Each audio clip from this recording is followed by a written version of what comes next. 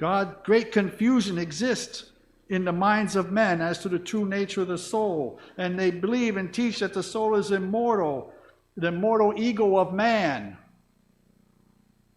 The early church, of course, did not believe this.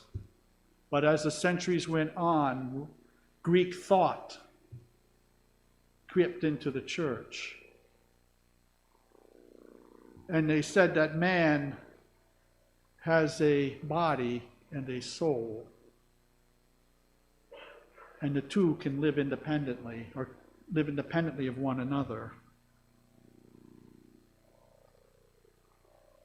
And so from that became the doctrines of hell and purgatory, which is not biblical either. You imagine a God of love sending a soul to burn forever and ever and ever and ever.